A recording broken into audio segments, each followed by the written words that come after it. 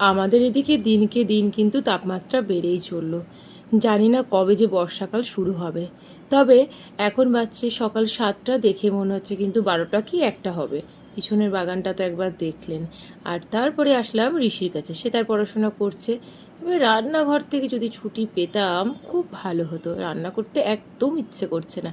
তাই খুব simple menu, লাউ দিয়ে ডাল, করলা ভাজা, পাঁচমিশালি তরকারি, আর তার সঙ্গে পটল পোস্ত আর ভাত। লাঞ্চ করার পর তো আমি আম খাই, কিন্তু আজকে লাঞ্চ করার পর আর আম খেতে ইচ্ছে করছিল না। তাই ঋষির বাবা কলেজ থেকে আসার পরে বিকেলবেলায় আমরা এখন দুজন মিলে বসেছি আম খেতে। আর আমের যে পার্টগুলো রয়েছে, ফালা, আটি, এর মধ্যে বেস্ট লাগে হচ্ছে আমার আটি খেতে, কারণ অনেকক্ষণ ধরে খাওয়া যায়। দুজনের খাওয়া শেষ।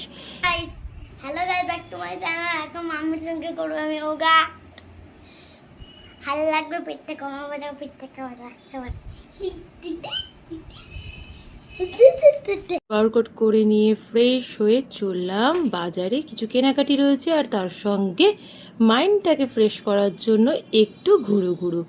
বাইরেও প্রচণ্ড গরম, একটুও হাওয়া নেই। প্রথমে ভেবেছিলাম যে স্কোয়ার ফিল্ডে কিছুক্ষণ বসবো, তবে এই দুঃসাহসা দেখাতে পারলাম না গরমের জন্য। প্রথমে চলে গেলাম মাসির বাড়িতে, কিছু কাজ ছিল সেগুলোকে সারলাম, তারপরে আসলাম কেটলিতে। এদিকে দুই ভাইয়ের খেলাধুলোও চলছে, কিন্তু আজকে তাদের টপিক হচ্ছে গল্পের, যে কে কার থেকে বয়সে বড়।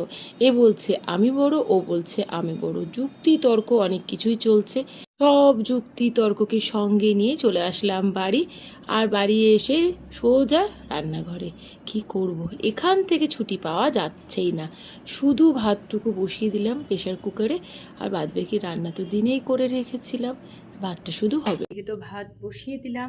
ঋষির পাপা এখনও বাড়ি আসেনি, তারা একটু কাজে বেরিয়েছে।